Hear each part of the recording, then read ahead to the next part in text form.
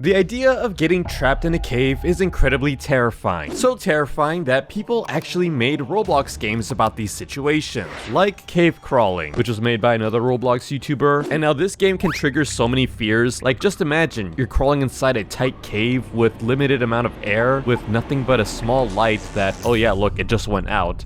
So now we're surrounded in complete darkness, and we have nowhere to go except to what's directly in front of us. Oh, it looks like the light turned back on here. Yeah, there's been caves as tiny as 9 inches tall, and oh wait, look.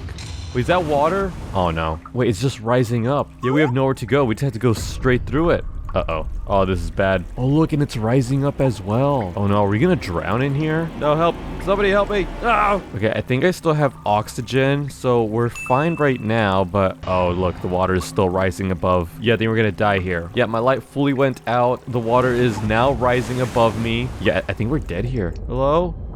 Oh no. Oh yeah, we're actually just drowning here. Yeah, this whole game actually reminded me of the Mossdale Caverns tragedy. Now, this terrifying story starts in the year 1967 in Yorkshire, England, where there's a total of 10 cavers about to explore this cave. And now this cave was extremely big, mind you, that after about 3 hours of exploring, 4 of the members decided to leave the cave, and the rest of the 6 ended up still exploring. Yeah, like in length, it was about 1,800 feet, and the entire time you had to be crawling. There's like a few moments where you could stand up a bit, but most of the times they were just in tight spaces. And now everything was going fine for the 6 members who still remained, but then it started raining, and so a lot of the waters got inside the caves, meaning that these 6 members had to make their way back up before the water drowned them all. Now, luckily, one of the 4 people that left the cave ended up waiting for the others outside, and when it started to rain, she ended up running for 2.5 miles to get some help. Unfortunately though, by the time that the cave rescue team arrived, the high waters made it extremely difficult for anyone to enter in a safe manner, meaning that if these guys had any chance of surviving, it was gonna have to be them racing against the waters slowly rising up. Now, there was still a huge rescue attempt up above the waters. Like, there were so many volunteers that were trying to remove the waters from the cave, but unfortunately it was not enough, and the waters were rapidly increasing inside the caves that 2 of the members ended up sticking their bodies inside these tight passages to hopefully wait out the waters. Yeah, it was not until the next day that entry inside the cave was possible, but unfortunately though, for all the 6 people that were down here, they did end up all dying. Yeah, they ended up closing off the cave and even left a memorial plaque above the gates. Honestly, very sad and terrifying. But that's when we moved to Claustrophobia, a giant caving game with multiple tunnels where you can very easily get lost or even trapped in some cases. Let's see, I don't know if to go like right or left. I'm gonna go this way.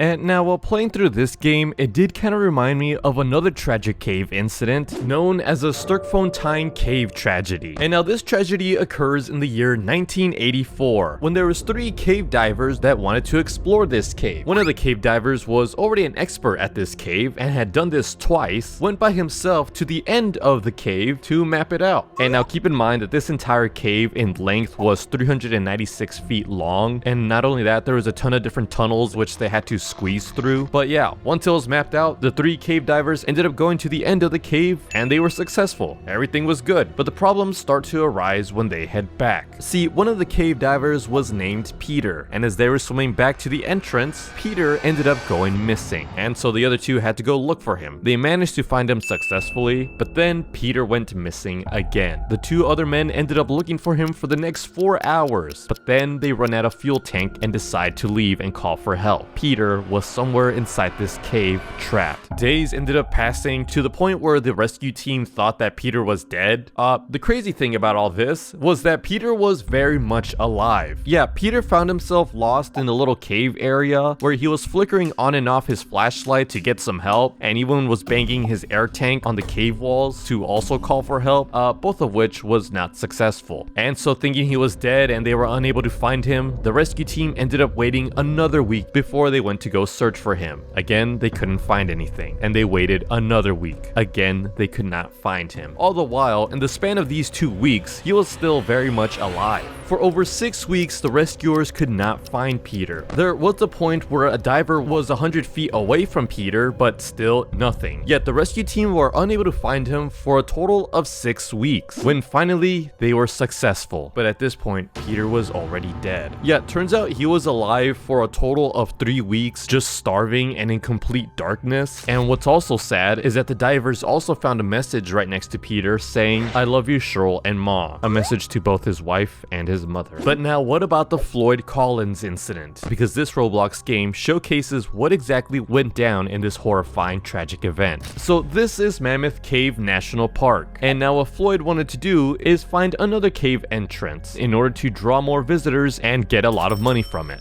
This is the cave that he ended up finding, and he ended up digging and exploring the cave all by himself. And he had to squeeze through a lot of tight tunnels, like some that were no larger than 9 inches tall. Like, this game doesn't really show how tiny these tunnels were, but he'd come and work on these tunnels for hours upon hours a day, until one day he broke his lamp, and now being unable to see anymore, decided to climb back up, when he misplaced his foot, which rattled the tunnels, which caused a 26-pound rock to fall and pin his leg. Not only that, but there was a lot of loose gravel that would fall on his body and trapping him 150 feet away from the entrance. Now luckily there was people that went to go check on him every now and then, and they managed to actually find him, but this is when things start to go bad. While a rescue attempt was being worked on, the story of a man trapped inside a cave was being covered all over the town, so much so that people started coming out to go see the exact cave. And now you may have noticed the running water underneath him. Yeah, that's because it was snowing, and the people outside ended up lighting bonfires to keep themselves warm from the snow, but that ended up causing the snow to melt and the water to fall towards Floyd. Yeah, it says here that hundreds of inexperienced cave explorers and tourists stood outside the mouth of the cave, and the light campfires disrupted the natural ice within, so he was pretty much sitting on freezing water while he was waiting to be rescued. And now there were a couple of rescue attempts. People were able to reach him and give him food and water. They tried to use some machines to pull the rocks out, but it was just further injuring Floyd. In another attempt, they tried to pull his torso upwards, but again, that didn't work. Due to the ice melting, the cave passage towards Floyd ended up collapsing in 2 places, meaning that reaching him would be more and more dangerous, to the point that they couldn't reach him anymore. Yet this caving meant that he could no longer receive food, no longer could receive water. This was now a race to rescue Floyd. And now with this giant cave in, their only option was to dig above him and make another hole, so it was gonna be a while. Yet this hole ended up taking 12 days to dig out to him, and by the time they finally reached Floyd, unfortunately he was already dead. Yeah, it's been estimated that Floyd had been dead for 3 to 5 days by that point. Caver's Caving Cave. Now this is one of the first Roblox caving games I've ever played. You pretty much start off in a normal cave area, but then you end up crawling deeper and deeper. And now through the game you end up finding lamps of possibly previous explorers who also got stuck. I think if the devs added running water to these games, it'd be a lot more terrifying. It'd be like a race against time. Oh wait, I hear it. Oh, there is water here. Oh no, I'm about to fall. Oh. Ah!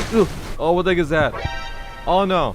Pablo, are you okay? He seems alright. We're just gonna ignore him. Yeah, with the water, it reminds me of the Golem Cave incident. A terrifying cave that should have never been explored, but that didn't stop 4 cave divers from trying to enter it. And now this story occurs in the year 2005, when a young woman and 3 of her friends ended up entering this cave. And now the cave itself was pretty simple. There's this main area where you could stand like normal, but then there was a body of water that was a 15-foot tunnel, but its height was only 3 to 4 feet, meaning that not all 4 could swim at once. Each friend had to go one by one inside the cavern, and these 4 wanted to do this small little adventure. Travel underneath the tunnel, go to the other cavern, and then swim back. Pretty simple, but that's when things ended up going wrong. And so one by one they went, and they all actually managed to make it to the second cavern. And now this cavern was actually pretty tiny. It could at most fit 8 people inside, but that was pretty much it. But then, unbeknownst to them, something bad was happening. They were all breathing in bad air, which is a term that's used when the necessary air balance is obstructed. And now this bad air can cause people to not focus straight, make wrong turns, and even possibly pass out. And so when they decided to head back, they again had to swim one by one in the tunnels. Unfortunately though, the first girl that went ended up not being able to make it to the entrance on time and ended up drowning. And now the second person that went ended up waiting for 60 seconds and realized it was their turn to go. So when they ended up making their way to the entrance, entrance, they ended up getting stuck because they were now blocked. Yeah, one by one, each of the 4 people went and they all realized that they were blocked off. And what's crazy is that they couldn't just turn around and swim back, because remember, these tunnels were so tight that they could only swim forward. They couldn't just easily turn around. And by the time that rescue came to pump out the water and give clean oxygen, it was already too late. Also, credits to the Paint Explainer and Fatal Breakdown for their footage. They talk a lot about these terrifying situations and in more detail. Anyways, if you like this video, don't forget to subscribe. Goodbye.